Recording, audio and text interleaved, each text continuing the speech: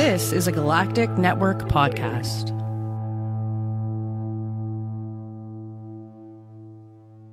The Podcast of Terror is a great podcast. It's covering movies that are not for children, and thus this podcast is not for children. The hosts are two adults who will use bad words from time to time. They'll also spoil movies if that's not your thing. So if you don't like spoilers and you don't want to hear some dirty language or some dirty references to dirty parts of your body, then please, please, please wash your body parts better and do not listen to this show. If you can handle it, and I hope you can because there's a great podcast coming up, then please proceed with Podcast of Terror. Burn and fire, burn the fire.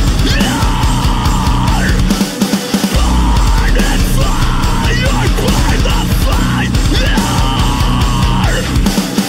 I mean, not professionally.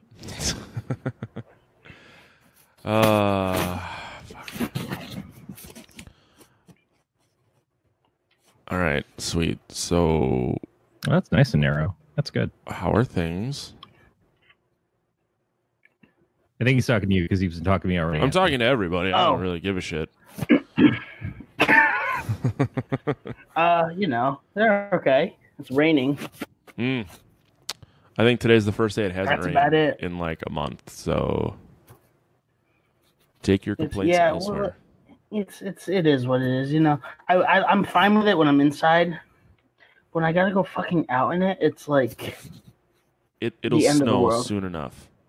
See, I'm the Yeah. exact opposite. Is that the rainy stuff keeps happening while I'm at work, and so I'm pissed off because I leave and it stopped raining already, and I don't get to actually enjoy it. I'm totally morbid about the fact that I live in a place where it actually rains now, and I don't get any of it.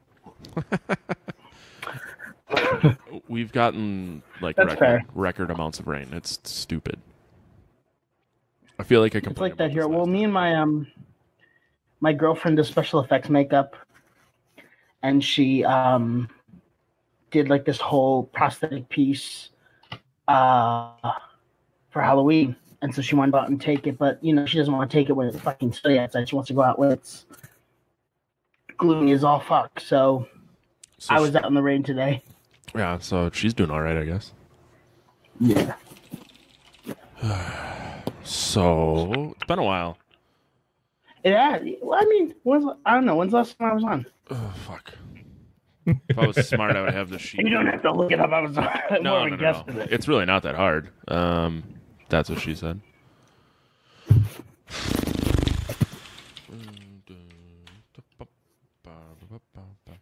Let's see if my internet's gonna work. Who knows? Yeah. Although if you can still hear me, it's still working, so I got that going for me. Let's put it this way. I think the last time you were on, Matt was only doing the one podcast. Now he's doing three. I liked it. You have another one now? Yeah. It was June 9th. No. Okay. July 9th. I'm bad at numbers. Yeah. And sobriety. Am I the only guest who's been on this many times? No. I think Jack's been on like 13 times. Oh, damn. Yeah, you got a ways to go. But Jack is officially a co-host. Yeah, I was saying, but Jack and Erica, I think Erica's almost at 10. Jack's at like 13.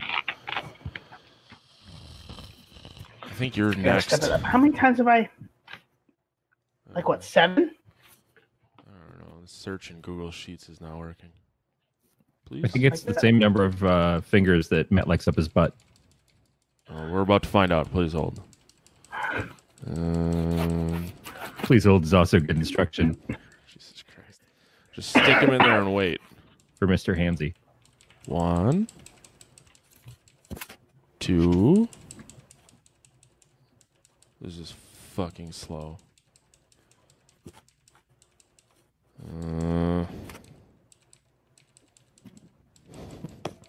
Isn't this fun? 3. This is only your 4th time.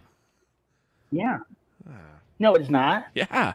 No way. Yeah. No. July. Hostel. I was on for Hostel. I was on for A Cure for Cure Wellness. for Wellness. Black Christmas. Oh shit. Okay, this is 5.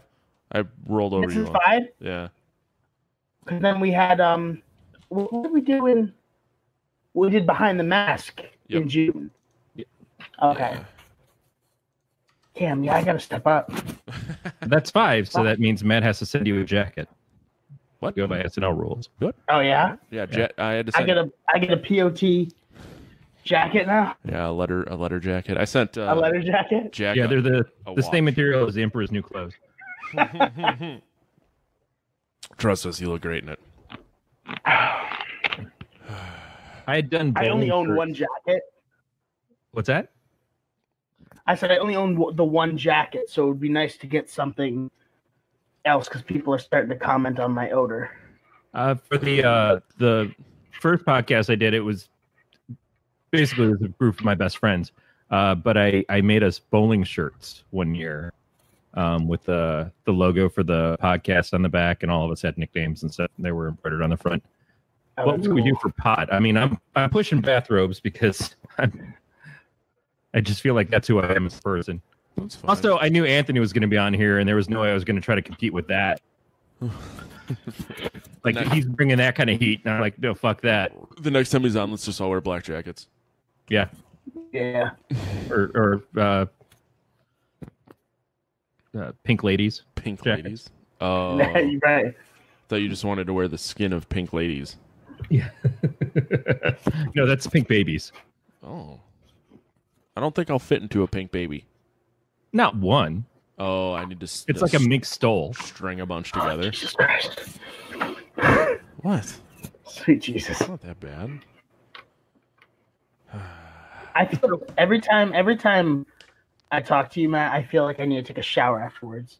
That's fine. Imagine how my wife feels. Why don't we just start doing this in the shower? We could. We'd sound fantastic. You'd lose subscribers if anyone saw this in the shower. That's why you just do it from the tits up. Also, last week, Matt and Randy Fitzsimmons were doing the longest episode of the show. Oof. I saw. I didn't Oh, watch God. it live, but I went back and I was like, this episode's fucking 4 hours long. Why know. is it so fucking long? Randy And So I I'd was love like, to see when the hot okay. water runs out at Matt's place and just the shrivel dick of 4 hours in a cold shower. I mean, don't worry about me. I have like a 50-gallon hot water tank Yeah, and a tiny penis. but which one of you would scrub the other one's back? Who, the loser of a series of games of war, the card game. Okay. So, seems pretty simple to me. Them's the rules. Yeah, right. Mhm. So, what have you been up to? It's only been like 3 months. Yeah, nothing. I mean, You didn't release 14 different movies?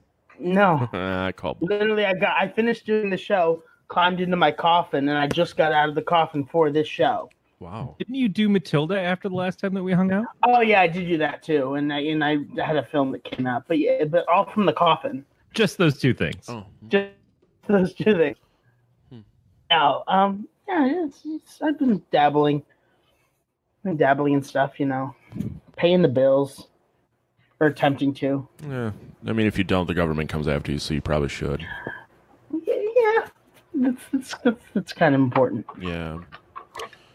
So you really haven't released any movies? I mean, I did Abstraction. Abstraction came out in I know. August. I was to say we briefly talked about it last time, but I couldn't remember if it's been out because I drank a lot.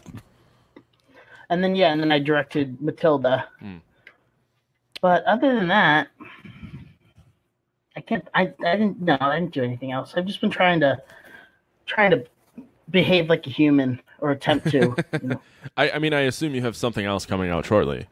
Trying to blend in the functioning society. No, Wow, this is the least busiest you've ever been when we. Yeah, one movie and one play in 3 months' time. You fucking slacker. Yeah, right. You piece of shit. You should just fucking kill yourself. Too far? No, Did I go too far? it's like I feel like it's not that I feel burned out. I want to like. A lot of the stuff that's been coming to the forefront of my brain recently has just been like the same stuff. So I'm trying to like really like I want my next thing to be like something new or something different. I don't want it to just be the same. If that makes sense. I don't know. I'm talking out of my ass. Are you talking about doing different genre, or are you talking about? I don't know. I don't know what it means. I'm working on so I've been working on a book since January, and I'm in the last draft right now before I send it off to a publication company. But now after rereading it, I think I might go through another couple drafts because I'm like, oh, it's not like writing a book is a totally different fucking beast. It's something I've never done it before. I was like, yeah, maybe I'll try it. I mean, how hard could it be? It's really fucking hard. Yeah, It's my entire life's goal, and but you January to now, I've just finished this draft, and I might take a couple more passes at it. I'm like, no, but you get it. I'm one of those pretentious assholes who assumes that like, oh, how hard could it be? no, you're one of those achieving assholes, which is just as bad, if not worse, to me, the not achieving asshole. You're an achieving asshole, though, or not? I achieve being an asshole. There is that. I'd like to eat asshole. Who doesn't? I was like, is that not what we're talking about? No, yeah, we're talking about that too. That's between the lines of our conversation. It's almost like a crack. Right. Oh, that's funny. No, but yeah, it's I don't know. It's not even really. I mean, I don't consider it a novel. It's like a bunch of short stories that I wasn't able to compile into film. So they're like scripts that I had written over the years, and I just compiled them into structured narrative, like a book, as opposed to a film. So you just wrote. Yeah. Yeah. You just did the writing. You did the effective storytelling. Well, because it's all dialogue. It was all dialogue, so I had to think. I had to do the extra step because usually when you direct something, you can it can come as you're on set. Like you can write the lines and they can take on a new meaning on set. Like, oh, what did I mean when I wrote this? I'm gonna have her move over here and do this or whatever. But when you're doing a book, you have to know where the fuck these characters are going, and the emotional journey and the physical journey, and it's so different. Yeah, I find that I do a lot of dialogue-heavy stuff, and so what I'm missing is that kind of active imagery when I write, and that's always what I struggle with. I hear people talk, I have ideas as to who they are, and it kind of plays out in that way, but God, those motherfuckers need to do something.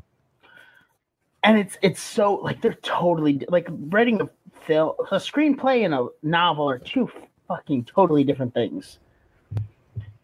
Which is the issue I take sometimes with Stephen King not liking his adaptations.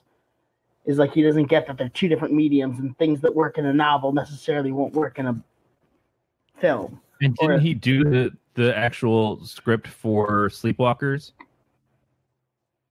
He did the script for a lot. He did the script for Sleepwalkers. He did the script for, and sometimes it works. He did the script for Pet Sematary, and that's my favorite. Okay. That's my favorite horror film ever made. I just remember Sleepwalkers being advertised like it was like Stephen King's really hardcore involved in it this time, and that thing was a train wreck. Oh God, yes, a flaming train wreck with exploding cats on it. And even people love Maximum Overdrive, and I can't get into it. I tried so hard to get into it, and I can't. It's so campy 80s, and it so perfectly encapsulates that kind of like caught in a room thing with characters, and the different character archetypes are played really well. I think it lucks out because it had some actors who were very early in their careers who were quite good. So it all comes together, plus fucking AC/DC and a truck with the Green Goblin face on the front. That's true. You can't argue with how the imagery of that all comes together into something magical. Is it the best movie in the world? No, I think Tremors is a better example of kind of the same thing. I love Tremors so much. But they're in touch with each other. Right. Well, I think the issue with it comes from you have the trailer comes out and the truck is center center of the frame, and Stephen King walks out, and the synthesizer music from Halloween 3 is playing, and he's like, I just wanted someone to do Stephen King right. I'm like, Stephen King right is campy's 80. You're not the master of suspense and horror anymore. Yeah, and Stephen King is the master of shitting the ending too. He's a fantastic writer that takes you all the way along this journey and then gets to the end and he's like, wah, wah. Yeah. I mean, and there are some times where I think his endings where it's not like, but what if this isn't the ending? The endings where he bookends it and it's done, I think are fine. Like the ending of Misery is fine. Paul Sheldon gets away, Annie Wilkes is dead. That's it. Or the ending of The Shining. Well, Which version? Jack Torrance is dead, and Wendy and Danny get away, but not really the ending because they're coming out with they have Dr. Sleep. But it's like the book itself is bookended. Which we should let people know if they haven't looked at the title of the show yet that this episode is going to be about a Stephen King story taken to film at 1408, which honestly, I think in as far as what I've experienced in the films of these two properties, I think is a better version of The Shining than The Shining is. I was going to bring it up because I agree 100%. And I tell people that there are people that don't like that movie. And I think it's better than The Shining. But we'll get into that. Yeah. Oddly enough, I watched The Shining. I don't want to end. We're 15 minutes in. Yeah. Let's not blow our load too early in the show. We haven't talked about Taco Bell yet. Oh, what's new at Taco Bell? That's right. We usually don't get to the film till about 45 minutes in. Yeah. Okay, so Matt, to answer your question, Taco Bell news, there is a lawsuit going on from some couple who determined that the $5 box offers are full of shit. Not the regular full of shit that you'd expect in a box of Taco Bell, but literally the advertising is false. And so they went to buy some burrito box thing, and it cost them 3 times as much as what the advertised price of $5 is. And that's across the board. Something that Taco Bell's doing with all of their $5 promotions is like, yeah, we'd say it's $5, but then there's this little teeny fine print of white writing over gray backdrop that you can't see that says, yeah, but it's probably not really this price. I've never not gotten a $5 box for $5. What are you getting in it though? Well, whatever usually the special item is. So right now, double chalupa box, $5. That is what I would be getting. Yeah, I guess it's by case of which franchise ownership it's under. But yeah, so they're suing Taco Bell, and it's just this couple and this lawyer, and it's going to cost Taco Bell millions of dollars. I don't know. False advertising is kind of a weird thing to push back on. Yeah, no, it's super weird. But either way, I still got my $5 boxes. Other new items, Baja Blast Birthday Freeze and a Sour Strawberry Skittles Freeze. That's your Taco Bell. I'm not a fan of the Baja Blast. I like the Zero Sugar Baja Blast is really fucking good. Yeah, I can't. They're Mountain Dew flavors that go too far. You go too far away from the original source material. You're too far from the source material. I am. Also, anything Baja sounds like it's going to be nasty. Like it needs rum to exist. Agree to disagree. But there, Anthony, that was my stab at trying to get us the usual bullshit out of the way before we can talk about the movie proper. You didn't think I had one loaded up? I always have one loaded up.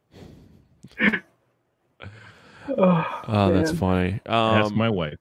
So this odd occurrence of like random Stephen King shit that's all happened in the past week. So we watched. My wife's never seen The Shining, so we watched that.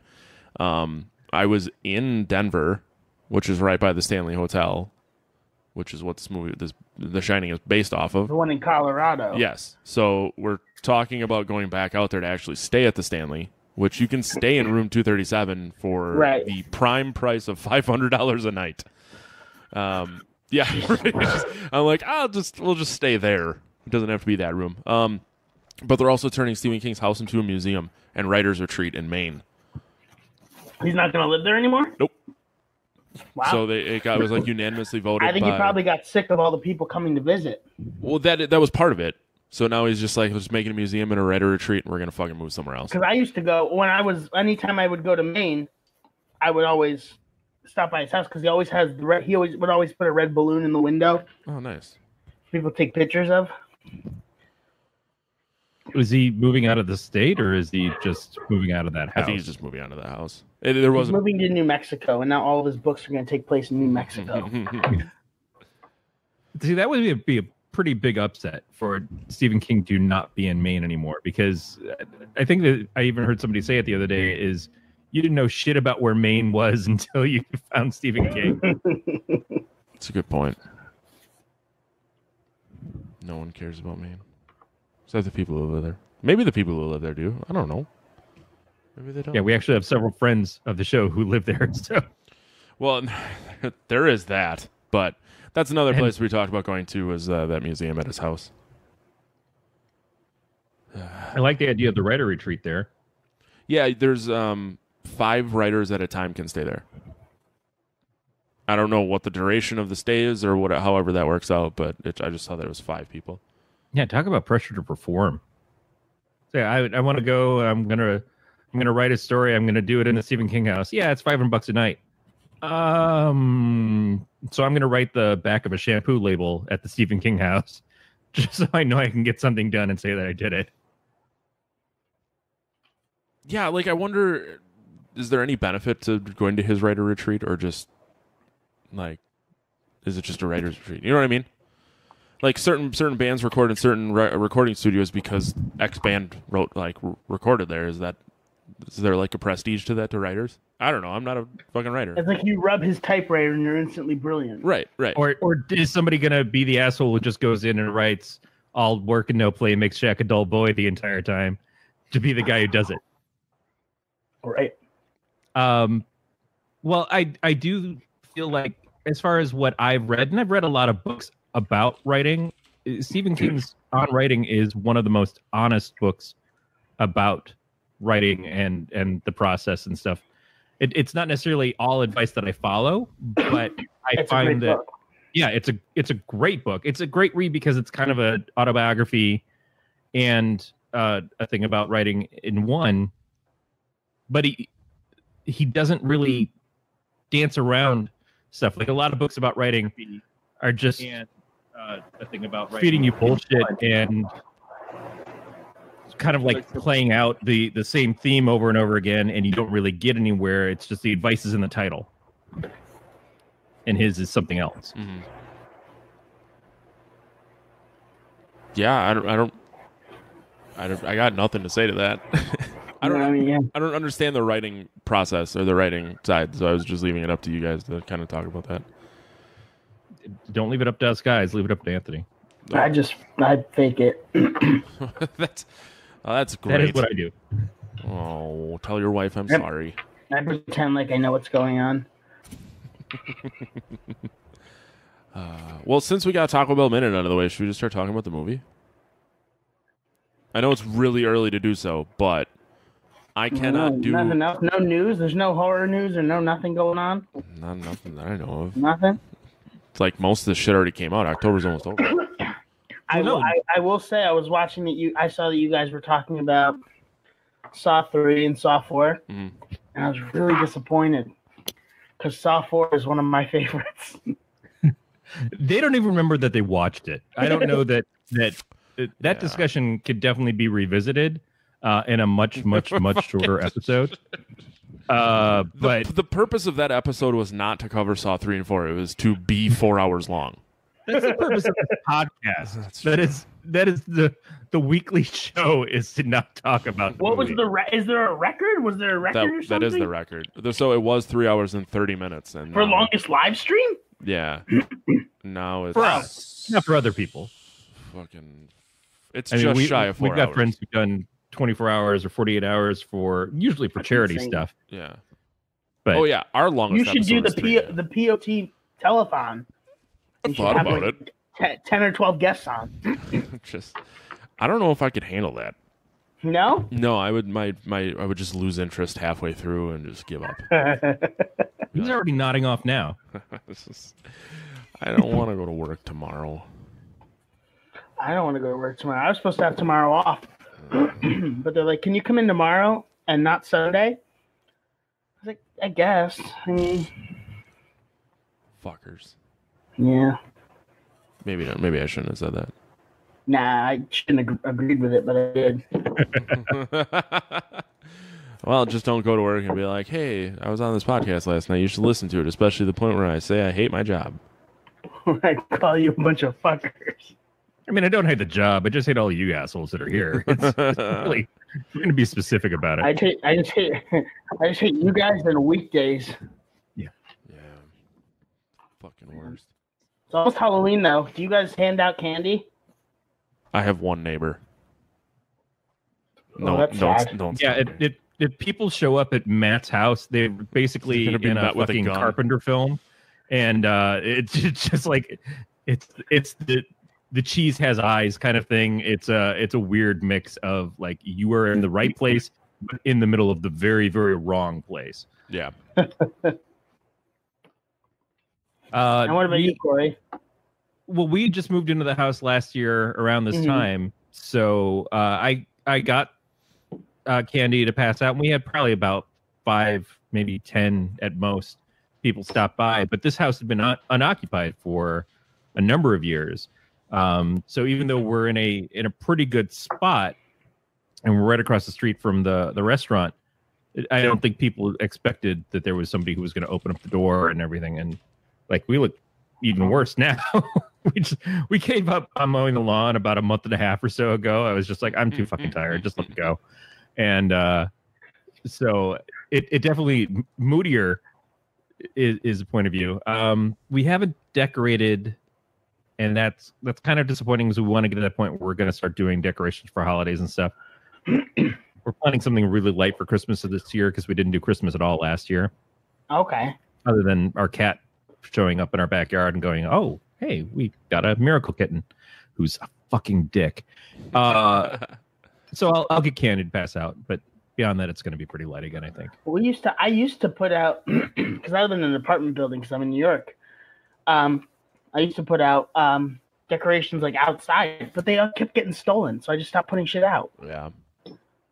People kept stealing them. I'm like, what are you gonna do with a foam skeleton that I'm hanging outside? What the fuck are you gonna do with it? Sometimes I think it's just about taking things instead of what they're doing with it. I'm just like, I'm just gonna take this. Yeah. Why? Just cause it's there.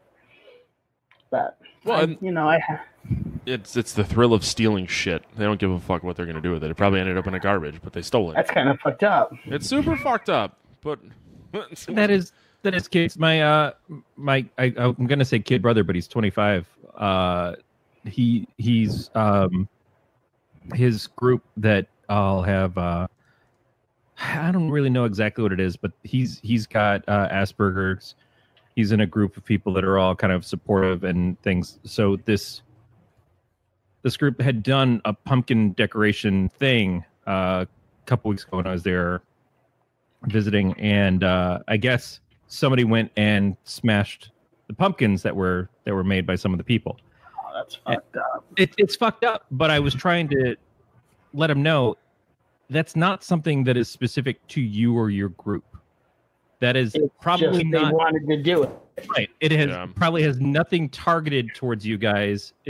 Which I know can very much be the case. I'm like, this is just the destruction of pumpkins. Like, there's a band called Smashing Pumpkins because it's such an innate thing. It's just realistically, that's what kids do, especially around Halloween. And I'm from Michigan, so we have Devil's Night. I don't know if we still have Devil's Night because I'm far enough away from Detroit. But it is a thing here that the night before Halloween is just people go out and go fucking havoc wild. Isn't every night in Detroit Devil's Night? Well, kind of. Yeah. But Because yeah, Detroit sucks. it's all right. I've never been there. I mean, better I've than flown San through the Francisco. airport, but I've never been there, I guess. Better than San Francisco. Ooh, I do For not one, like San Francisco. We have Coney Islands. We have chili dogs. I think it's it's reasons like that, like People Smashing Pumpkins, are the reason I love movies like Trick or Treat, Mm-hmm. where they just fuck up the people that are shitting on the holiday. And like it's, I sometimes consider checking myself into a mental institution because I'm like, in a lot of those films, I'm like, yeah, go. Even like during, did you ever see Joker? Not yet. Is it good? No. I fucking loved it. I think we're so fucking much. But like, he gets bullied and beat down, all this stuff. And then when people get the shit that's coming to them, I'm like, fuck yeah. And I shouldn't be doing that because that's fucking, he's like murdering people. Mm-hmm.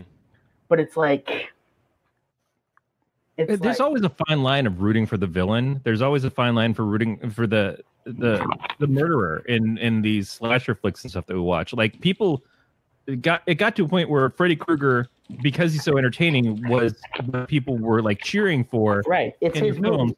But he is also a child rapist, right, and murderer. But that's the therapeutic version of the scary movie stuff and these horrific films, is that you feel a connection to the Joker because he's going through all this abuse and stuff. You recognize that, you are familiar with it yourself, you empathize. The fact that he takes it to this exacting thing of like killing people and stuff, and I haven't seen the movie either. That's the fantasy, but it is living out the fantasy, and in doing that, he puts on fucking clown makeup, right? So it's not supposed to be taken seriously in that regard, and there is sort of a kind of bent of like, yeah, but man, if I could beat up the people who used to beat me up, how nice would that be? We just know that we're enlightened enough to understand. Like vicarious insanity, right? That is a very good way of putting it. But it's like, and it's like, he's not going out, wanting to. He just wants people to like each other, and he wants people to smile. He just has a very sadistic way of going about it. He just wants what we all want. We just want everyone to get along, and he's taking it into his own hands. The best way to get people to get along is to get rid of about half of them. That's right. I like your stance, actually. But it's a very good film. People are like, oh, it's sending the wrong message. I'm like, no, it's letting you know that there are people like this out there, and don't be an asshole. You're just interpreting that way because you probably have like some pent up feelings towards this, but it's a movie. You're going to be entertained. Yeah. I've been abstaining because I don't like the window dressing of the Joker, and in a story that has nothing to do with the Joker. That's the thing that always bugs me. Yeah, the film could have literally been called anything else. I think it was called Taxi Driver. And you, yeah, I'm going off a joke. I've not seen the movie. I've never actually watched Taxi Driver, so I mean, it's good. It's really good, and like they have the whole connection to like other DC characters. Like Thomas Wayne is in the movie.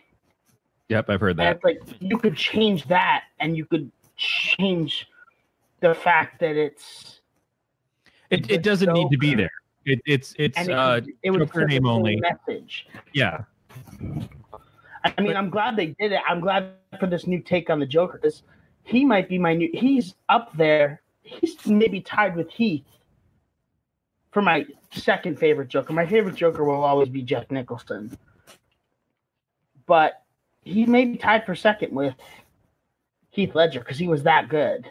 Yeah, and I hear his performance is great. And that's the things. I don't want to discount the quality of the movie, the quality of the performances, or anything else like that.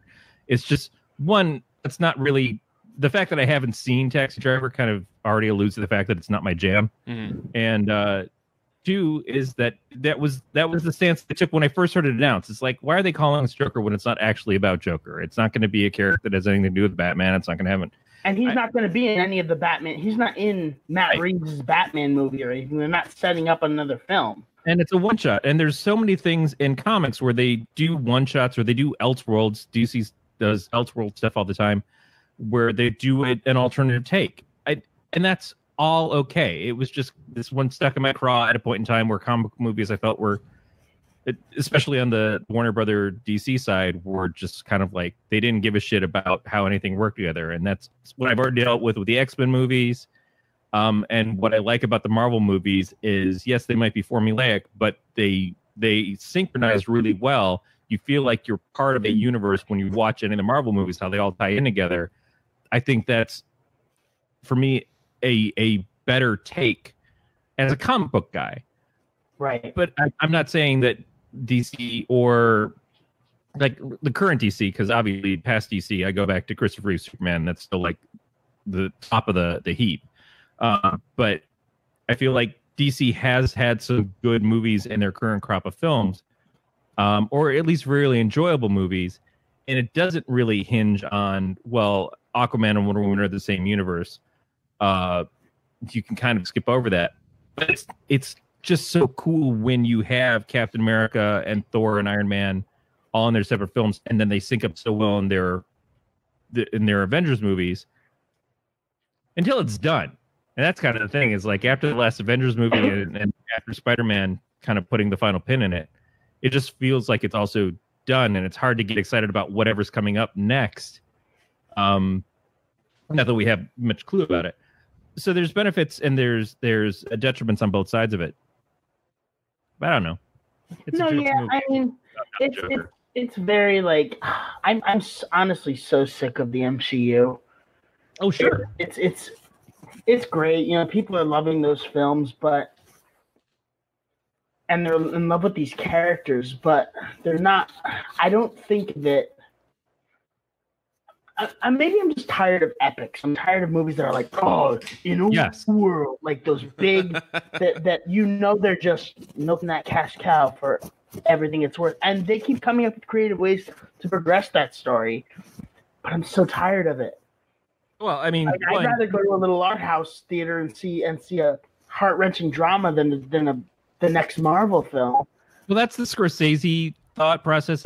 Francis Ford Coppola just said something similar to what Scorsese's been saying. Is that I don't like the idea that these people are saying that these movies are hideous and bad examples of filmmaking, because they're not. They're if you have something that you've made that gets that much enjoyment from people, it's doing something right.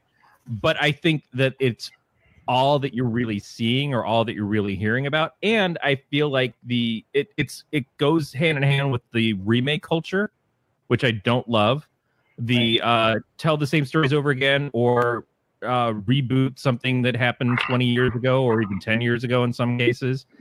We're so insistent that we have to have a third Ghostbusters movie, even though the heart of the Ghostbusters stuff is kind of been and gone a long time ago. And Ghostbusters 2 was kind of already sketch as it was. It's just... Well...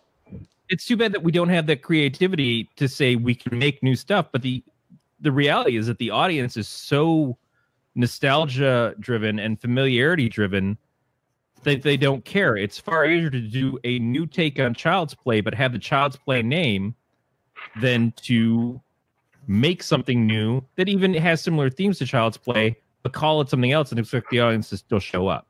And see, the thing that's sad is that there are filmmakers out there who want to tell those stories, but they're not given the audience and they're not given the chance to tell those stories, or the budget to tell those stories, because people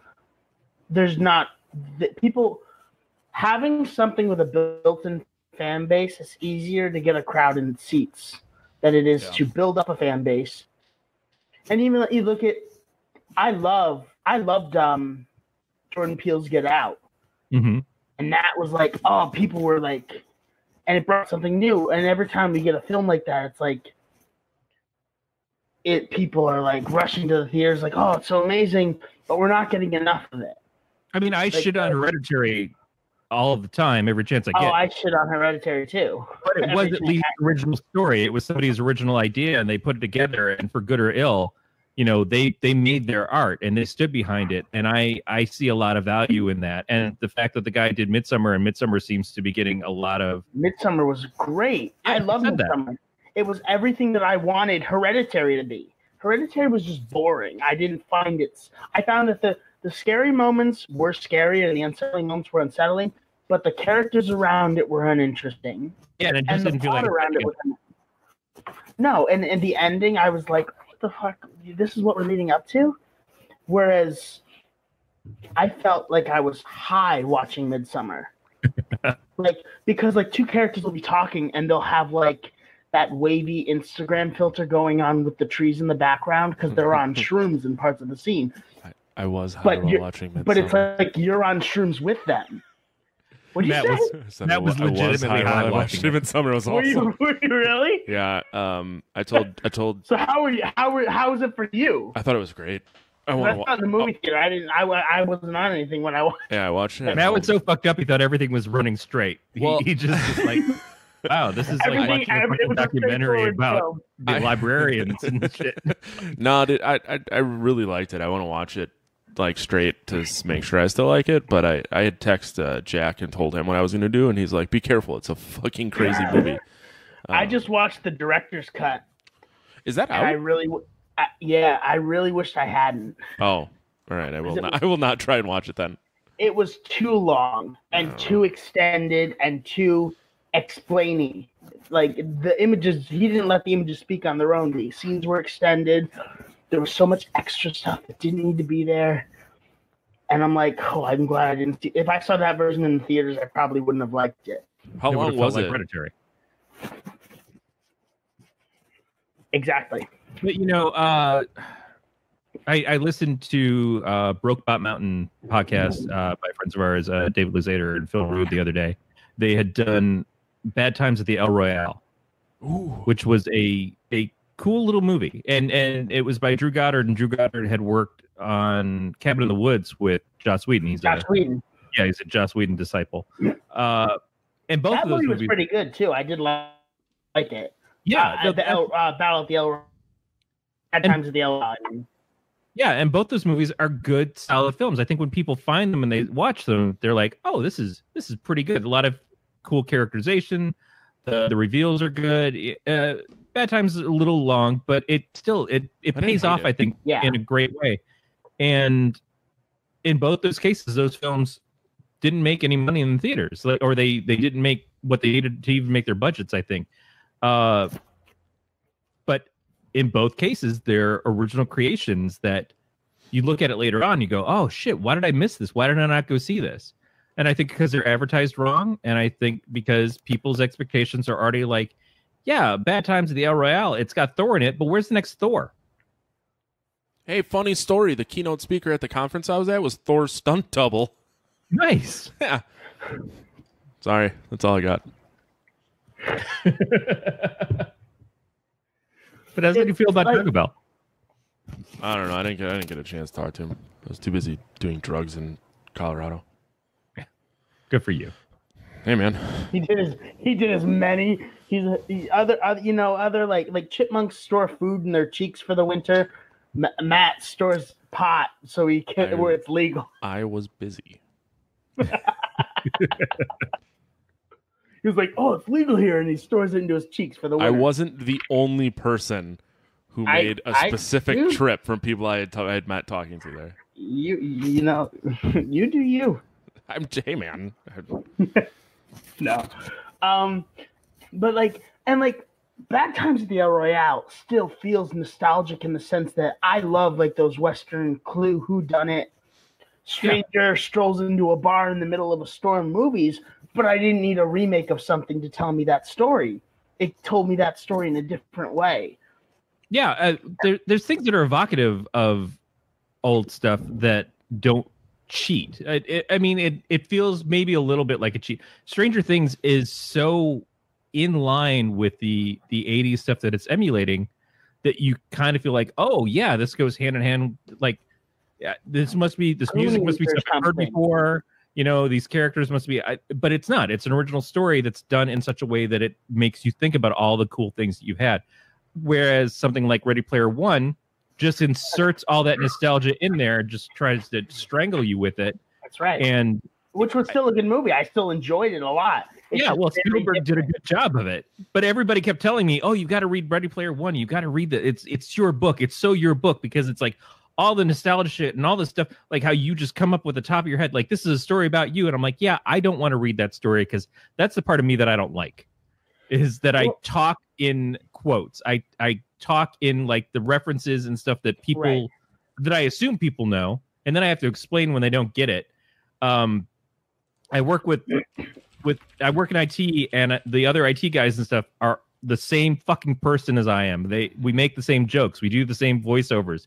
It's unfortunate, not because they're bad or they're not fun, but it loses something because, like, well, that's my shtick, and it's not a great shtick, you know. Well, you know, I do the same thing. Everything is in quotes. Anytime someone talks to me, they'll have a keyword in their conversation that I know will tie into a Harry Potter quote or a Star Wars quote or a Jurassic Park quote. And I'll just switch into it. Like I was in Queens up at they have a farm up there with a maze and stuff, and they were playing movie soundtrack. And they start playing the main theme from Jurassic Park. Mm-hmm. And I turn to my buddy that I was with, and I go, Dr. Grant, welcome to Jurassic Park. Like, I just, like, start doing that stuff, because it's just... It's like in your head. It's the switch. But when we're looking at the movies of today and the comics and everything else like that, is we were all raised on the same shit. It's like a fucking inbreeding of ideas. And so we're royalty blooding ourselves into having nothing new because we just kind of want to keep doing the same thing over and over again. Or we make it so like we spoon feed. So Ready Player One, the book is really different from. It's very, very different from the movie. Yeah. Like the book references like Metropolis and things like for obscure actual nerds, not those mainstream nerds that wear fake prescription glasses and are like, ooh, I watched all 3 Back to the Futures in a marathon one weekend. I'm such a geek. Like, they fucking get what a sci-fi nerd is. They just know, like, ooh, Gremlins, ooh, Back to the Future, ooh, the Iron Giant, like, which I love. I love all of those things. Yeah. But the fact that they had to change it so much makes it almost like, why didn't they just tell a different story if they were, because it's so different. Yeah, and I think first of all, I want to say that for me, I don't believe that there's such a thing as fake nerds or fake geeks or you're not fan enough. I don't cut in any of that. I think if you like something, you like something, and you don't have to be at a competition level of like, I like this as much as that person, so let me give you the test of which was your first Uncanny X-Men issue, or you know who was Alfred's first girlfriend and what superhero to become, and all these things. Like that whole gatekeeping mentality. Right? Yeah, I hate that sense of mentality because it always, first of all, it always seems to target women more than anybody. But just in general, it's like I would have loved to have been able to have a communication with people when I was younger. To just like, this was my world. Reading comics was my entire world, and that I couldn't have a straight conversation with somebody else about the stuff that meant so much to me because they just didn't get it at that point in time. And now there's this whole thing is blown up and everybody's kind of been invited into my world. And I get that some people feel protective of that because I was here first. You know, you're just raiding this country and taking over my... Oh, that seems familiar. Anyway, I get that you feel protective of something that you valued for so long, and all these people are coming in, and not only are they not as familiar with it, but they're changing the landscape of it. Now the creators behind it are putting them first as their target audience instead of you. So I'm the hardcore guy. Like, the Joker movie for me isn't about Joker's relationship with Batman and the whole backstory of either Jack Napier, if you go back to the 80s movie, or further back beyond that.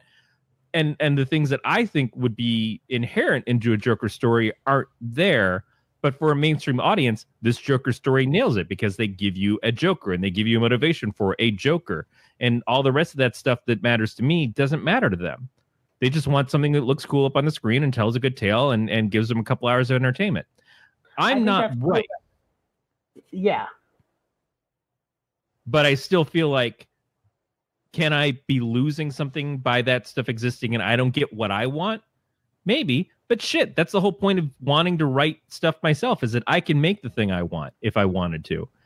I don't necessarily have that drive or ability, but it's not anybody's fault that it doesn't exist, because if no audience was there and it was just me sitting in a room, nobody's going to make that fucking movie for me anyway. I'm not giving you your billions of dollars. No, yeah, you're right. You're absolutely right. It's like, and I think that it's most prominent in like things like I loved The Walking Dead, like the graphic novels. Yeah. And then the further I got into the show, the less it felt like an authentic version of what I loved about those stories. Yeah. Because they just seemed like it was catering more and more towards, you know, like again, they brought in original elements like Daryl, who is a great character in the show. Or like even like Game of Thrones. I've never read Game of Thrones, but I have friends who have read them and don't like the TV show necessarily. I love the TV show, so I think that's interesting that it works both ways. Yeah, but you felt that who you are. It's the first 5 seasons or whatever of Game of Thrones, you felt that heat from people like, well, Jesus, you can't be surprised by what happened at the Red Wedding. It's been in the book for 30 years and all that shit. But at the same time, when the whole ending of the show shits the bed, we're all on the same page. That was fucking stupid. What did you do in that last season? You just fucked us? You completely fucked us. Cersei had like 5 lines in the episode where she died. What bullshit? Anyway. I heard fucked and I got turned on. Yeah. As you should be. No, I watched the Shazam movie a couple weeks ago, and did you like it? I did, but I had to turn off the part of my brain that was like, I've read Shazam for 40 years. Oh, Shazam. And then I was thinking of Shaq's Kazam. That's what I thought the first time he said. Like, he means the Zachary Levi movie, the Sinbad movie Shazam that doesn't exist.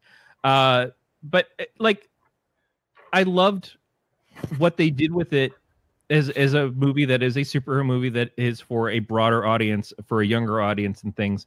I like the whole family aspect of it. I felt like there was so much there that was so true to what the ideology of the Shazam character, the Captain Marvel Shazam character, was, that it ekes out over what it wasn't.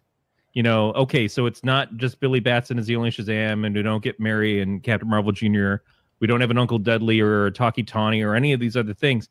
But it does something else that I think is true to what the ideals were of what the Shazam character was, without also being like a parallel to Superman, which they've already got a Superman, so why do that? I get the changes that they made, and I think because I was able to turn out that part of my brain that says, well, this isn't right. It's like, no, but this is fun. Right. This is cute. This is something else. And again, it's not really meant for me. You know, it's meant for kids today. It's hard to, like when the Star Wars prequels came out, I don't like them. But the kids who saw them for the first time, and that was their introduction to the Star Wars, loved it. You know, they got something completely different out of it.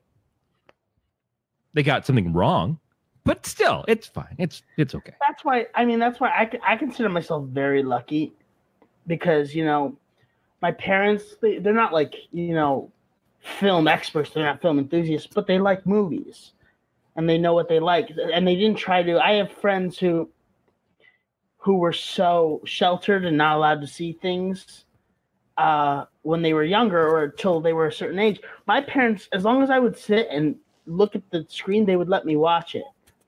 That was never an issue. So like, I'm over here like, you know, a baby in diapers. Ooh, Phantom Menace. And my dad's like, no. A New Hope. Like, you know, they made sure they let me see the original prequels. trilogy. My dad took me to see the prequels, all of them in theaters, but there was a little dollar theater near us, and he took me to see the original trilogy first.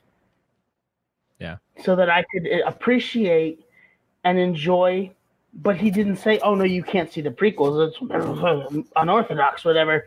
He wanted to my horizons. If I wanted to watch Goonies, he let me watch Goonies. I remember the one film that I was like, I thought the cover was so scary when we went to the movie rental place, was Little Shop of Horrors. Oh yeah. The cover for it, I was like, oh, like, and then he showed it to me, and I'm obsessed. It's such. I didn't anticipate something so like upbeat and funny, but scary at the same time, and not scary now, but to a 4-year-old. A giant plant that just eats people whole. That's fucked up. Yeah, and it's like, but now as an adult, I look back at it and I think it's hilarious. Oh, of course. I think it's so funny. Like, I sit in my car sometimes and we'll still sing the Steve Martin "You'll Be a Dentist" song. Dentist song, yeah. And it's like, and that movies like that are what got me into, like, I started to do my own special effects. I made so many Audrey 2 puppets as a kid. Yep. Like, I started out with sock puppets. Then I got into paper mache, and that's how I ultimately got into like taking photographs of them and making them into like little comics, which gave me the basic concept of what editing is now. Yeah. But with video, so I would make like these little pictures, and I'd cut them out. I'd glue them into a book into like the way they would appear with like thought bubbles and speech bubbles, and then I got a video camera, and my parents taught me how to do that stuff. So I feel like very grateful that they weren't like pushing how they felt about something on me necessarily. They'd let me watch whatever I wanted to watch. Yeah. Like, I thought Halloween H2O was the greatest thing. And I didn't want to watch Halloween, the first one, until a little bit later. My dad was like, all right, do what you want. Do what you got to do. I mean, the only one he was like set on was Star Wars. He wanted me to watch the originals and then the prequels. Because all that one thing that matters to us, Yeah, right. And that he was like, I'll let you watch the prequels. Just watch because he took me to see Phantom Menace in theaters. That was, I think, one of the first movies I ever saw in a theater. After the prequel trilogy. But again, I feel A New Hope is my least favorite of the original trilogy. And see, it still stands out to me as like the most important film of my young life, probably, is just because it did all these things that everything else is compared to. Right. And I think like my favorite film of all of them, include even the present ones, 1 to 8, is Return of the Jedi. I love Jedi. I think it's incredible. And I remember, because it had the most impact on me as far as villains, because villains were very important to me. I'm going to shut up soon, I promise. I just want to get this out there. Villains were always important to me. And I remember, like, you hear about the Emperor the entire time, and it's like, oh my God, this is the guy that Vader worships. Vader bows to this guy. And then the door to the shuttle opens, and you see this crippling old man stumble out of the shuttle, and I'm like, are you fucking kidding me? This is the Emperor of the Galaxy. This is the guy that Vader bows down to. And then you get to the last scene where Luke is like, fuck you, no, I'm not turning to the dark side. And he's like, all right, fucking lightning fingers, and I'm like, holy shit. Yeah. It's like, I was like, fucking lightning fingers, motherfucker. It's like, that's why Vader worships him. Hell yeah. Imagine if he was finger banging a chick and his lightning fingers went off. Oh my God, she shoots out of her mouth just like he vaporizes her insides. I didn't mean it's very similar to when somebody sticks a finger up your ass and they got those Lee press-on nails. Just me? All right, never mind. Nope. No, and so Aaron just recently watched the original RoboCop for the first time. Oh my God, I'm going to get more beer. It's several months back now. But the thing is that it holds up. It's not the same as seeing it in the 80s when it like completely blows your fucking mind of what this movie is doing.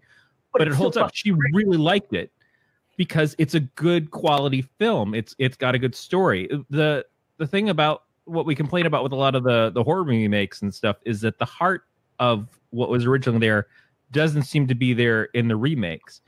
And that's why I don't think that they they're worth the time. But I haven't seen the new Child's Play. I know that you enjoyed the new Child's Play, right? Very much, because it was different. Right. It was an AI as opposed to Charles Lee Ray being a serial murderer who inhabited the body of a doll. It Right. was different. And it's the first time I felt you feel sympathy for Chucky because he's doing what he thinks Andy wants. Like there's a part where Andy's like, stupid cat. The cat like jumps off and like claws his arm.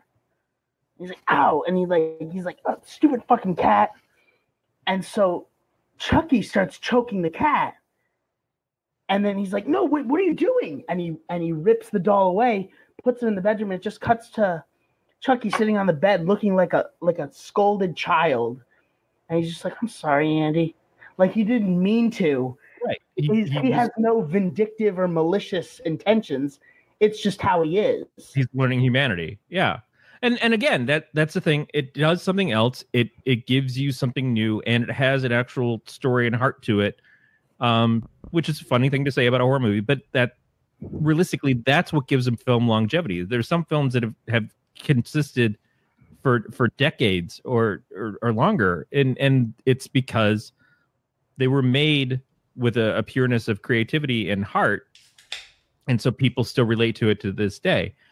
Which is not to say that you can't do that today. It's just that when all you're doing is emulating the tropes and all you're doing is emulating the lines and you're just repeating the same formula, you're not giving anything to the audience to hold on to. And people know when something rings hollow. They feel it inside. And it's like, okay, there's something really missing in this. And it's just like, that's a blockbuster film versus a film that's going to stick with you.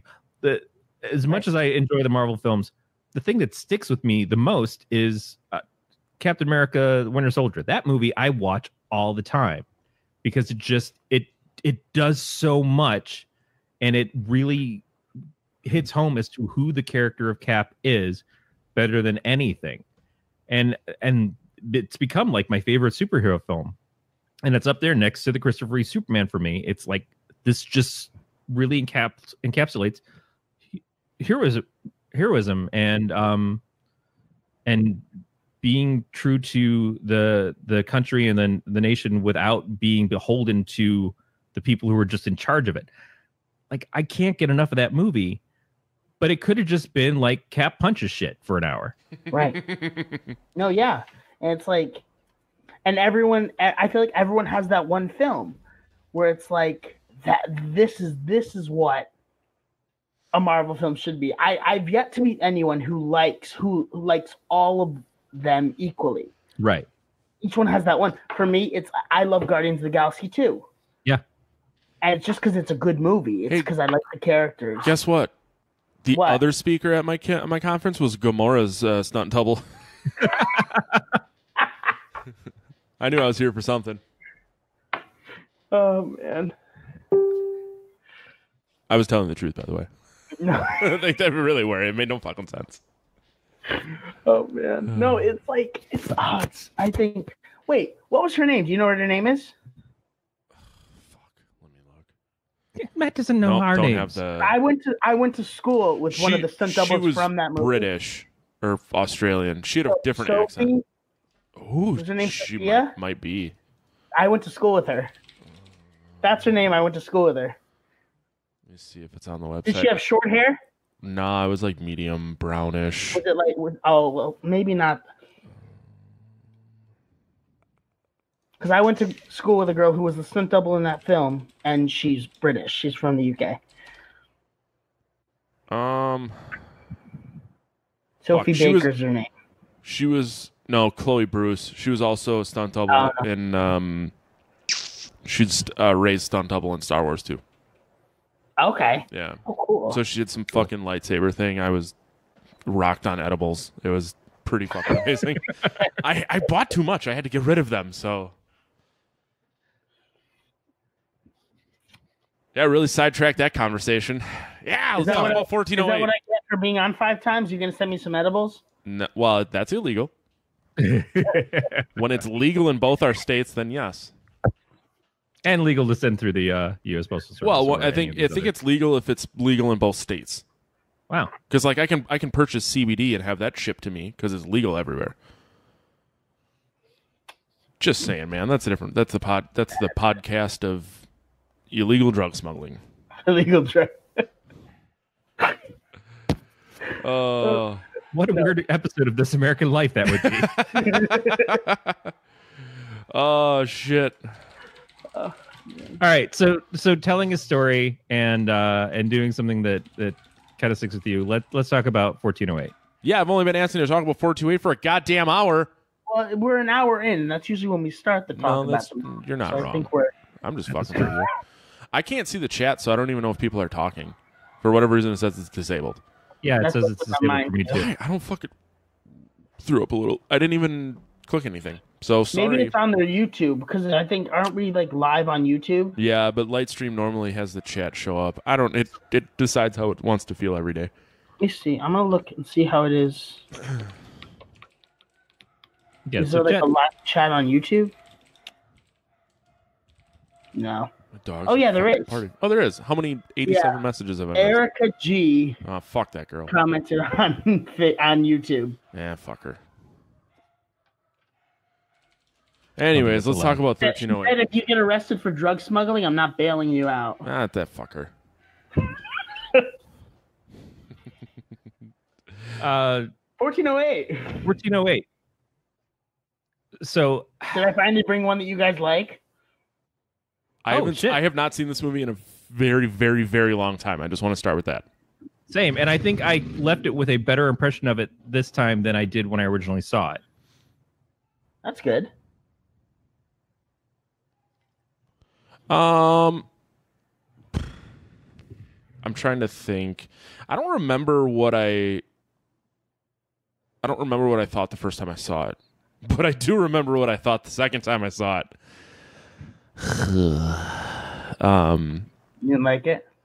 I did like it until the end. Oh. I thought the end kind of sucked a little bit, but that's Which ending did you watch? um. The ending? What's that? Do you remember what happens in the ending that you saw? Yeah, no.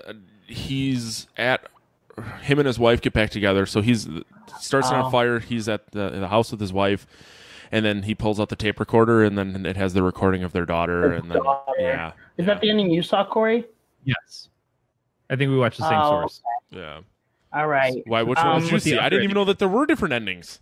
I Me love either.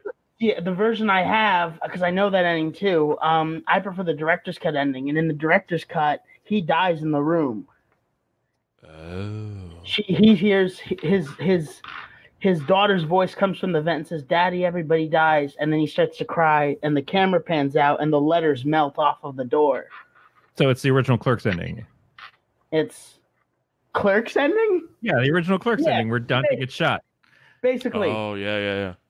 And then there's a scene in the funeral, and what's his name? Samuel L. Jackson's character listens to the tape recording. And does he hear him talking to his daughter? Yeah, I think I would have rather seen the ending I saw, to be honest. Yeah, same here. really. I feel like, and I mean, obviously, not having seen the other ending, I can't be too critical of it. But I feel like it still leaves you with this sense of loss because there was something there. In fact, the fact that they get to share the loss makes it even more tragic. Is that his wife, Mary McCormick's character, hears the daughter's voice, knows that at some point he experienced a moment where he got to see her and be around her again, and all this stuff that he's been probably talking about and writing about since that moment is actually based around something true.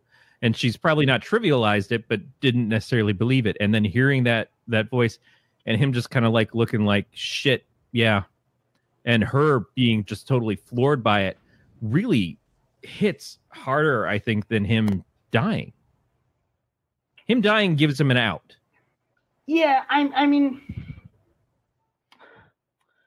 I think it depends on how you, because I think his skepticism throughout the first 40 minutes he enters Yeah. the room, But it's 40 minutes of the film. Yeah. It's like, that's my favorite part of the film. My favorite part of the film is his like when he checks into the fake hotel and like, you know, talks to the tape recorder. I love the like watching artists work, and the fact that he's just like, I don't want to say just, but like the fact that he's doing it primarily just to debunk the supernatural. Well, but at the same time, he wants that thing. It just doesn't happen. Yeah. So I did really like the fact that even though shit is going awry and he's like, this is not right, he's still like, totally makes sense. They were in the closet. They drug the turned it alcohol. on. Yeah. So I'm like, that was really cool. And then shit gets real fucked up, and then he really has no choice but to realize what's happening. But then at that point, I'm like, it got a little too out of control for me. But I still like really appreciated it for what it was. Like when I was watching this, I remember thinking like, I feel like this is where escape rooms started. Like the concept where you're in a room you can't get out of and you have to figure out how the fuck to get out of it. Right. Maybe right, maybe wrong, but it is. I mean, it is right. It's just like I think this is a more creative way of doing it. Like he climbs out of the window, says, "Oh, I'm going to climb into the window next door," and it's the only window on the side of the building. Yeah. They all disappear. It's like he literally cannot get out of the room. Like even like, what is the spirit says when he answers the phone at the end, and the spirit in the phone says, even if you leave this room, you can never leave this room. Like his psyche will always be trapped there, and the things that he's seen he will never recover from it. And the room basically says the only thing you can do is kill yourself to stop being tortured.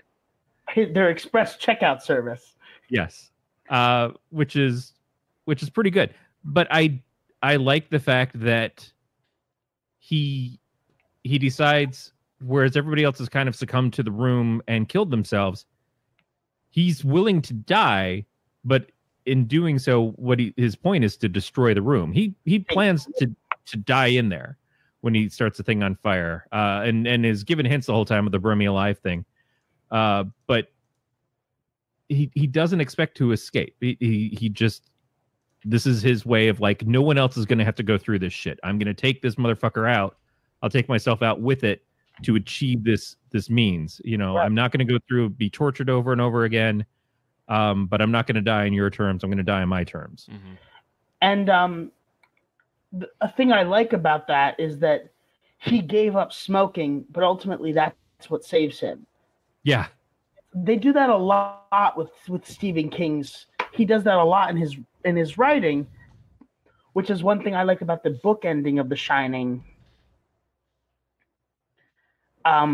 Is that he forgets Jack Torrance is supposed to fix the boiler or turn the boiler down so it doesn't overheat. And when the demons take hold of him, well, we could have a whole 4-hour conversation about what exactly is going on with Jack Torrance in The Shining. I'm just giving the express explanation. That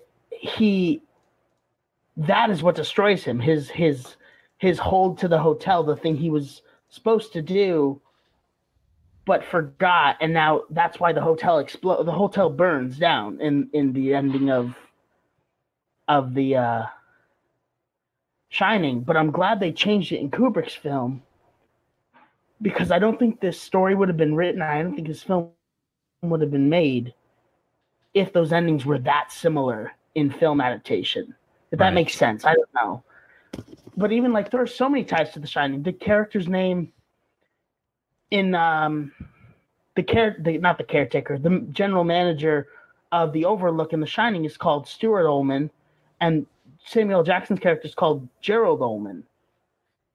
It's like, and there's a lot of, as I was watching this, there's just a lot of things that feel like it's The Shining, but they're Stephen King stories, and Stephen King has a tendency to go over the same thing over and over again.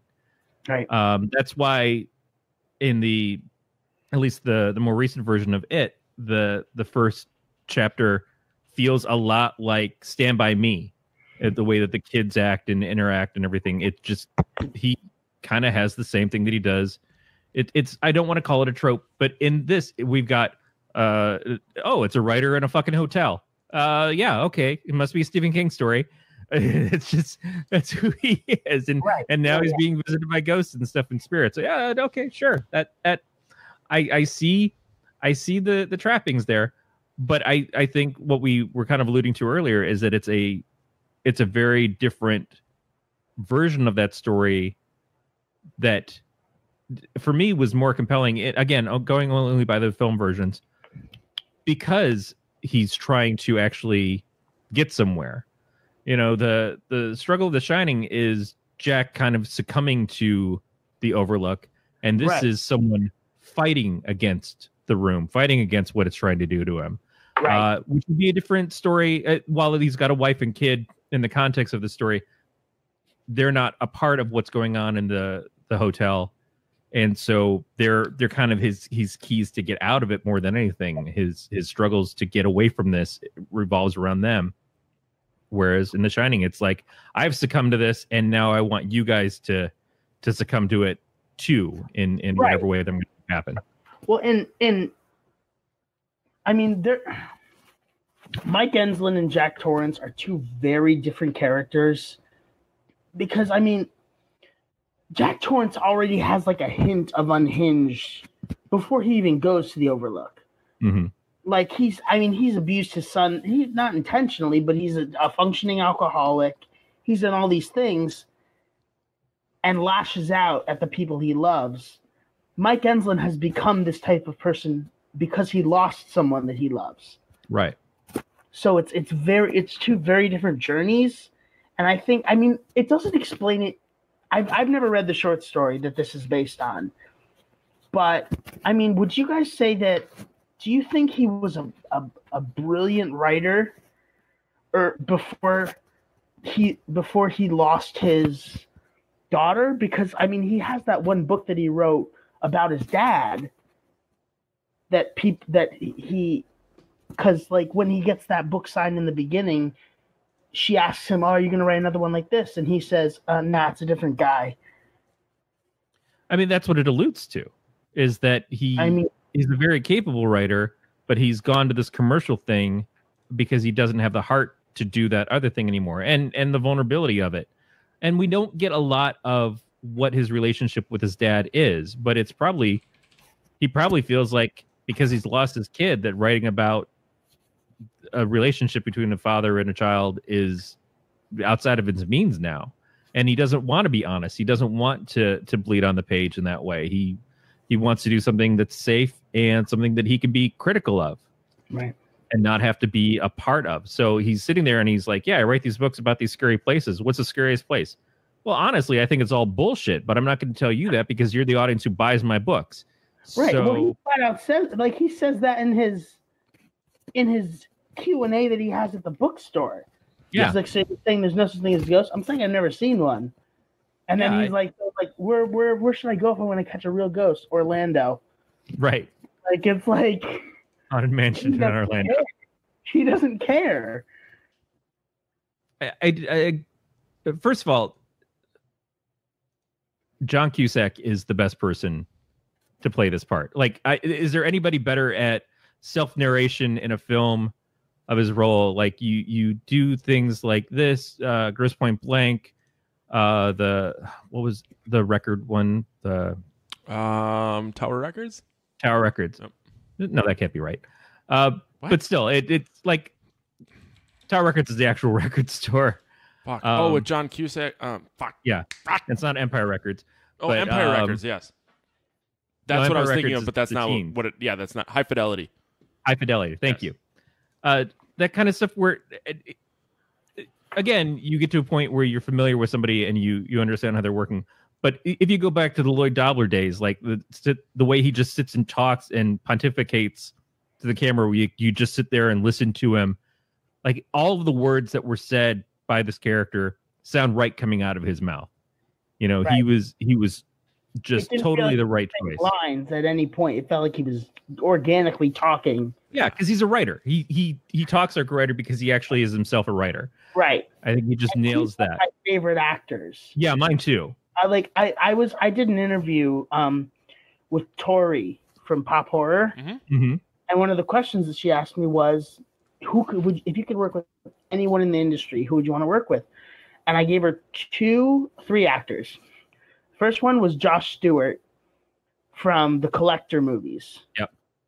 Second was Brendan Fraser, because I fucking love The Mummy. I love Brendan Fraser. He's so great. And He the is third so was great. John Cusack, because he has the ability to act uninterested while at the same time hanging on to every word that you're saying to him. Yeah. And you get that he's processing the information, but he can look so uninterested. And I think it's brilliant, because I never see him working anytime I watch a film that he does. Yeah. And I think he's so good. He did another Stephen King movie. He did Cell, Okay. which you guys should check out. He did it with Morgan Freeman. I would definitely check that out. And they're both great in it. But yeah, I think he gives like he even like in the first 40 minutes is my favorite before he even gets to the room. Like, I love when he goes into the bookstore and he walks down the stairs and the guy's like, "Can I help you?" And he's like, "Yeah, I'm here for the big event." that was really funny to me. There's like the awkward silence, and he's like, "Oh, cool." And he goes, "I'm Mike Enslin." And he's like, "Sorry?" And he picks up his own picture, and he's like, "Oh yeah, that's you. It's a good picture." He's like, "Thanks, man." And then he just goes, and it's like, I think it's my favorite scene in the movie, because he knows that he's washed up, but he's milking every second of it. Well, he knows being on the road and those kind of events, like half of them at least are bullshit. Like, nobody cares the crap. Like, even like his agent, played by Tony Shalhoub. Shalhoub, is like, he's like talking to a bunch. He's like, "Yeah, this, that, and the other thing, whatever." Listen, I'm like, "Oh shit, I gotta take this call." Okay, hey Mike, read the first 2 chapters last night. Spooky shit. Yeah. It's like, he doesn't give a fuck, and he's like, "Great, hey, did you take care of that thing?" Like, he knows that his manager's like doing other stuff and doesn't really I don't think value him as a client. But he's like, he wants to be passionate, and that's why he wants to stay in room 1408, because he knows that he can't. Right. Well, I think he's also not used to being said no to. He's used to people just fawning all over him. Like, "Please come to our hotel, buy into our bullshit, sell it to other people so that we can get the business." And to hit that wall of like, "No, fuck off. We don't want you here." Right. The old that's fuck pretty off wall. Even like in the opening scene, that's like perfectly shown. Like when it literally opens with him staying at that old like hotel that's owned by the couple, and the opening scene just ends with him talking into the tape recorder, and he's like, "You know, she says she hasn't slept a wink since acquiring the inn, and I believe her. No, I pity her." Like, it's like he knows that these people are just like, man, I don't know what I'm talking about. I love this movie. So one thing for me is that we've had an abundance of movies of people being haunted. Mm-hmm. And a lot of them just feel the same. They go through the same kind of tropes. They go through the same kind of jump scares, and they don't go any further. I felt like this one did a lot of stuff. It feels very dense. Like, once he gets into and he realizes the room, there's something bigger there going on, or at least you start to suspect that he's being fucked with her or something. Shit really starts happening fast. It's not a slow, drawn out, like, minute scares. Like, this is really pushing the effects, the ideas. Like, it does do the one of the tropes that I kind of like get hung up on these days is the play the same song over and over again. Although this feels more akin to Groundhog's Day than it does to playing Tiptoe Through the Tulips in the first Insidious film. But it's so many different things. And when he's walking around with a black light and he's looking and he's seeing like I assume blood stains, although it could be other kind of stains in a hotel.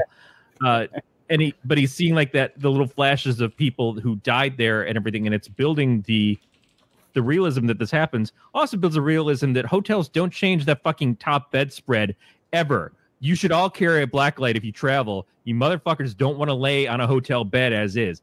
it will ruin you if you knew what was going on in that thing. But he walks around the room and you're seeing the evidence that people died here. Like, it's not fake. There's blood splatters across the paintings and stuff. There's places where you get the idea, like, he knows that part's real. But when they start involving things and shit like comes, like he looks in the mirror and he sees somebody behind him and turns around and that person's actually in the room and runs at him and then disappears. Like, shit happens. And that's the thing that I think a lot of ghost story movies miss, is that shit just doesn't happen. It's a lot of atmospheric noise and no actual substance. There's substance to this, and I like that. They feel the need to build up to something. Yeah. When there are generations of things that have happened in this room. So there's endless possibilities. And just the idea that the room is like, well, you know about these 4 suicides in it, but what about the natural deaths? And that there's like 50-something people who died naturally in the room, but the newspapers don't talk about it because it doesn't matter to them. Like, that's a great fucking thing. And the whole hard sell of Samuel Jackson to try to get him out of it is a really good scene. And Samuel Jackson is not utilized in this movie very much, but he's utilized effectively. Right. And the same sort of thing is, like, you see him on the screen and you're like, okay, I know what I'm going to get out of him, but it's a solid performance. You know, he doesn't phone it in at all. Mm-hmm. Right. And I mean, aside from, like, this is probably the first serious thing I had ever seen him in. Before this, it was Mace Windu and Snakes on a Plane. For me, at least. I mean, I don't know, because I didn't see him in a whole lot. But like you said, that scene with the two of them in the office is just, it's effective because you get the urgency. He's like, do not stay in that fucking room. Yeah, and the like, I walk to that room. I walk in this hallway once a month, and that's it. You know, so I'll see you then. Yeah, and that's like, because he just goes up in the elevator and he's like, this is as far as I go unless it's that time. But it's like, even like the natural deaths. He's like, yeah, this one guy drowned in his chicken soup, and you're like, how did he do that? And then there's a scene where the painting with the ship in it, just water just floods through the wall. Mm-hmm. Yeah, and it's like, got it. Yeah, it doesn't hold back on the room is literally working against him. Right. And the stuff with the like when the operator says that someone's going to come up and check the thermostat thing, you're like, but is somebody going to come up and check the thermostat? And then some guy does, and he's like, yeah, but I'm not fucking walking in there. It's like, see ya, you do it, you dumbass. Like, just jiggle that thing and do this, and you're good. Like it stays 100% feeling authentic in a masterfully crafted, you know, work of fiction where the incredible happens. It still feels real in a lot of ways. And his stuff, like probably the most effective scene to me was the first time when he starts to realize that something is fucked up, like legitimately fucked up, either that he's drugged or something else, is when he's waving to the person across at the other building to the window there. And then the person gets up and starts emulating everything he's doing. And then he holds the light up to himself and it's his own face, but a different version of him. I was like, shit, that is well done. Like the whole thing of like moving in conjunction and stuff is like, oh, he's seeing his own reflection. And then you see the light come up, but it's not a reflection. It's another form of who he is or could have been. Right. That was so good. Like I was in after that. I was, boom, got me. Because it's not a hard effect to do. It's not mind-blowingly like complicated.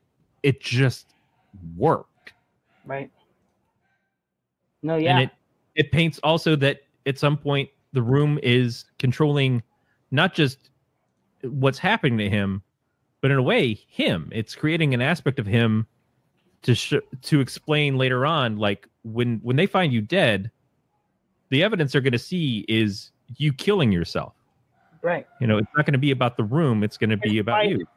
Is non-existent to the outside world because they're just going to see him hanging from the rafters or something. And the countdown of the hour on the clock, and then it resetting later on, like just starting all over again. Yeah. What a fucking stab in the balls. Like, just totally, like, I made it through the hour. It's like, nope. Just click. No. He's like, you'll relive this hour over and over again.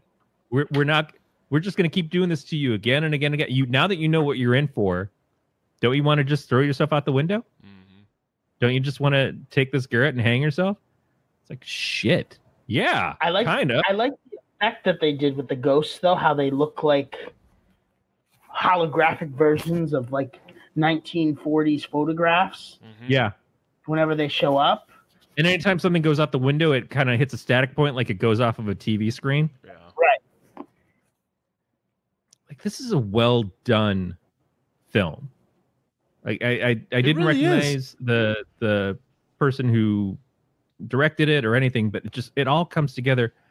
Like, it's a good, solid piece of work that, and I think I'm glad that you pointed it out to me, because I do remember seeing it before and probably would have never looked at it again, for the fact of, like, I didn't have a lot to say about it the first time, but it's so solid. You know, this is a kind of movie that I think is an underdog horror movie that needs to have, you know, not be at like the top of everybody's list of my favorite horror movies, but it's like, it should be on a shelf. Oh yeah. Yeah. I mean, I totally agree. Like, there, as much as I don't care for the ending that I saw, I don't think it was a bad ending. If you asked me to write a better ending, I couldn't, for a number of reasons, mostly because I don't know how to write. Both intellectually and physically. You guys don't give yourself enough credit. I'm just fucking. I play the drums, man. Don't. You guys are. What'd you say? I said I play the drums. Leave me out of this. But yeah, no, I think this is a really good movie, and for my childhood love and turning into an adult love of Stephen King, like it's held true. I mean, I want to watch it again. Try and like pick up things that I missed before. So I think definitely give it a chance. Watch the director's cut ending, and then let me know what you think. Yeah. Sure. Because I'd love to hear you guys even if it's not on here, what you guys are like think of it, because it's very different. Because I remember the ending that with him dying in the room is the ending that I saw initially, and then it played on TV like a couple years later. This is when I was like a preteen, and I was like, that's not the ending. So maybe it's just the effect that that's the ending I saw. There can be something to that, but I think it. Yeah, no, I think it's also. You're right that it changes the tone of what it's about, and there's it's a winner ending or a losing ending, and I think they both show loss, but there is the survivor portion of it. And I don't think that's a bad ending per se. It's just I feel like, one, we go through the part where he gets out of the room and starts going about with his life again, and then is suddenly dragged back in. He's shown that none of it was real, and so having a second ending where he gets out does complicate things in that it's like, but am I supposed to buy into it this time? And that takes up that's like 25 minutes of the film. Yeah.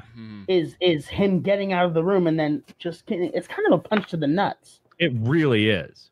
Which is why it how long it is. Like, I would have been fine if it's just like they show a little bit, but they redo his entire day from the surfing to picking up mail and everything in between. And the picking up mail scene is such a great scene when the guys, like all the people from the hotel and everything, and they just start tearing the whole thing down, and you see the room is encompassing this false world that he's been living in. You just like, we tear down the walls and you've been trapped here the entire time. That is so good.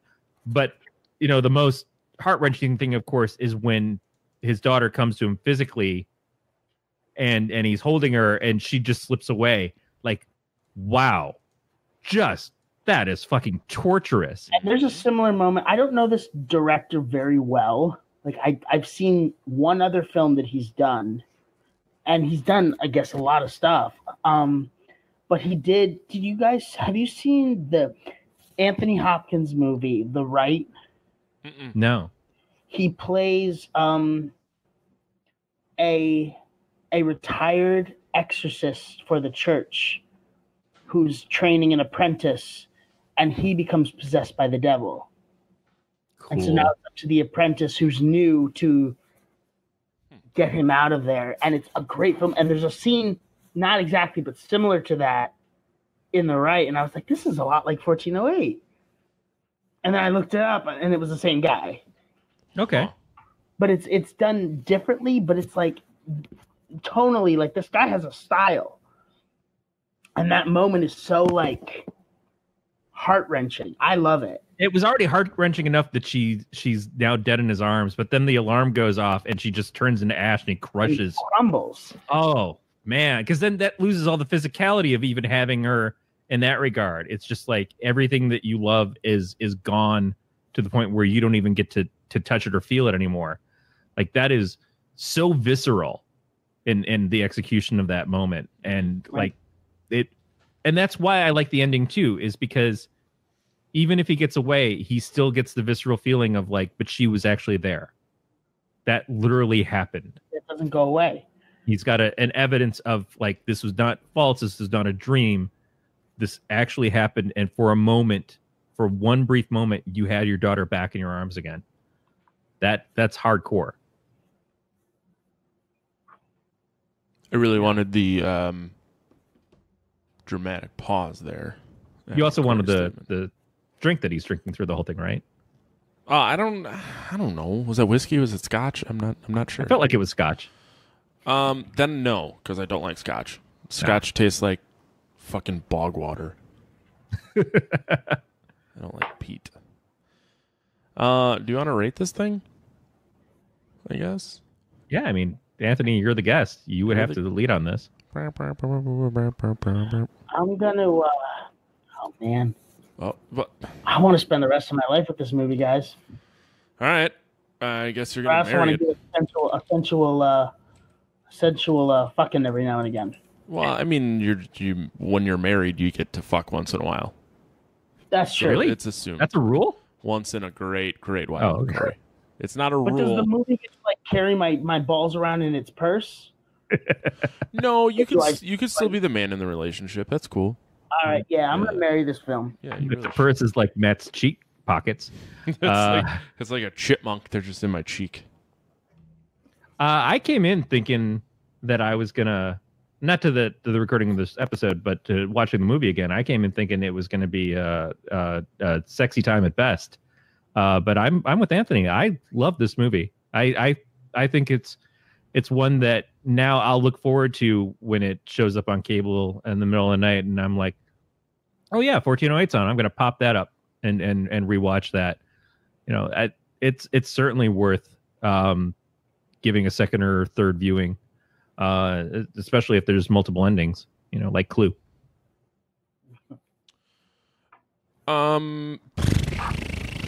I don't know, man. I was a fuck. I might still be a fuck. I'm a fuck with an option to marry. Which is not often the case. No, Is the ending the only issue that you take with the film? Or do you like it like the rest of it, or is it? I enjoyed the rest of it. I didn't love the rest of it, but I liked it enough to want to watch it again. Cool. So like, Yeah, I kept if nothing it. else, I would rewatch it over and over again for the performance of John Cusack. But I think there's so much there anyways that is also really good. It elevates it for me. But Matt, Matt, would you fuck the film and wait till the morning? I would fuck it and make it breakfast. How's that? Like, would you hang around? Till the, Yeah, I'd would make you it make it breakfast the next Yeah, morning? yeah, or yeah. sandwich and cat fare.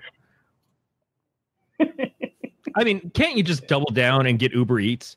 Like, hey, come pick up this slut and bring her some fucking bagel sandwiches. Like that. Can you That's the way to do it today. swing by McDonald's and bring this piece of trim in my bed, a burrito?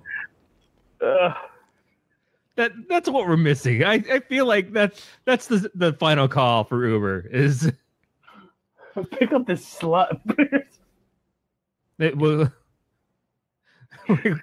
I just get her a Denny's Grand Slam so she knows what this meant.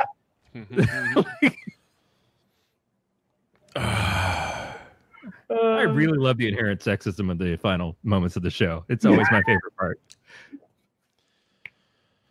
I guess.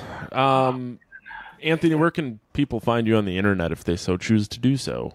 And all of your 847 movies. I'm on Facebook, Instagram, Twitter. Don't use Twitter, but I have it. It's there. I don't expect any updates on it. And I have an IMDb, which if I'm working on something or it's in development, that's the first place it'll go. Actually, my Facebook page is probably better because that's usually where announcements are made and stuff. So I'd say my Facebook page, my professional artist page. And so, I mean, you mentioned that Abstraction's been released. Now, we still got to get together and talk about that at some point. But where would you like people to go find that? So it's available on Vimeo On Demand through Angerman Distribution. So if you go to Vimeo On Demand and just click in Angerman Distribution, it's one of the first titles. You can rent it there.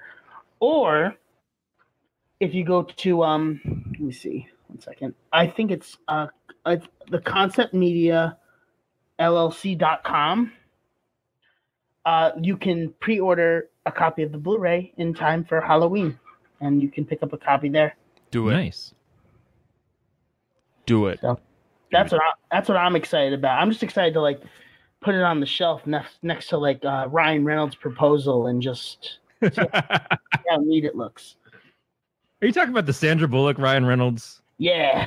I love that fucking movie. Me too. Shit, that is a goddamn Mary for me as well.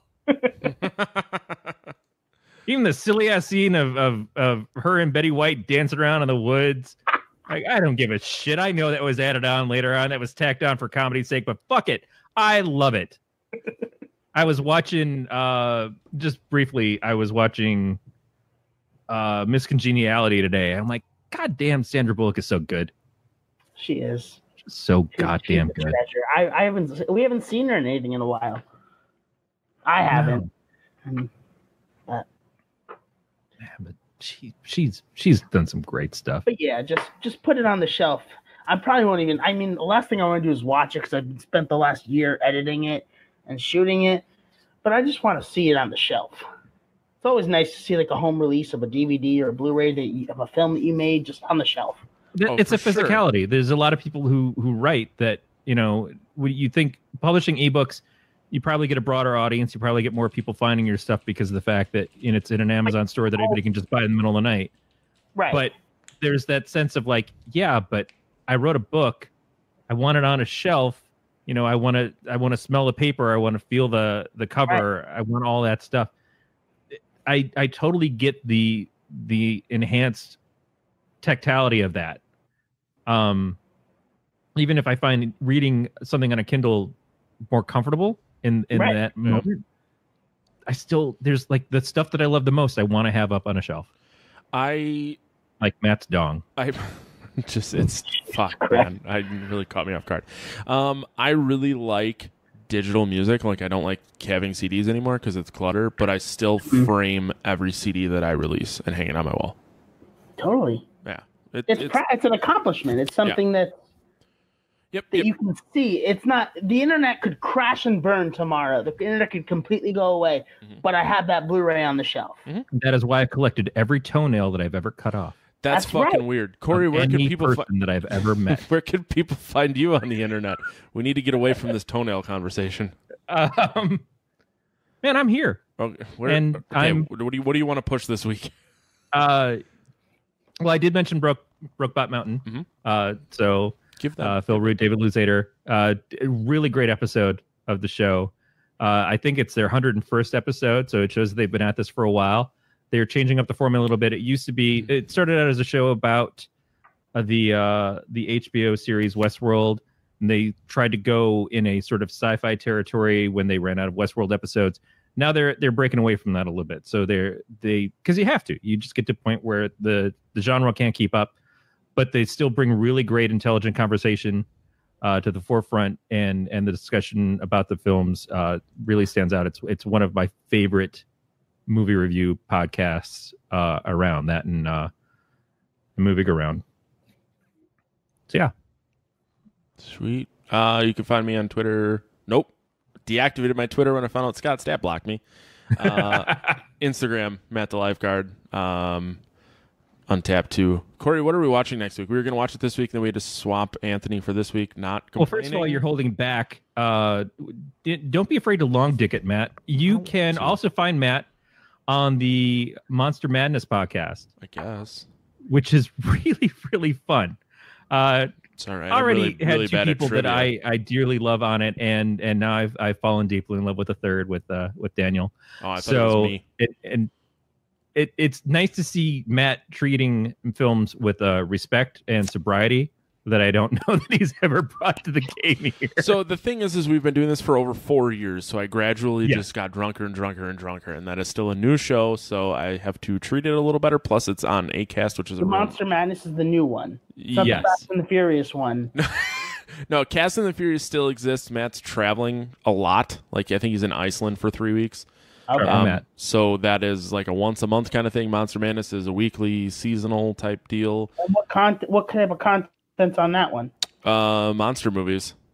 So like the first season is classics, and then their modern counterparts. So Erica is the mastermind behind the whole thing. So everything is laid out by seasons.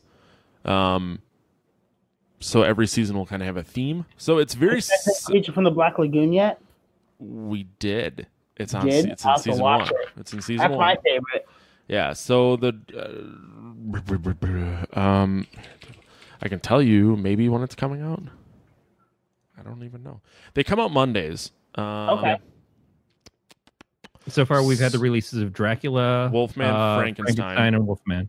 Um, And because it's Erica, you know that there is a deeper level of thought process into Yes. the films and everything, because she's a researcher. She knows this stuff really well, and I like the little quizzes that she does with you guys. Yes. So I know normally she teases episodes, but if you actually listen to this and listen to that show, you'll get a little sneak peek.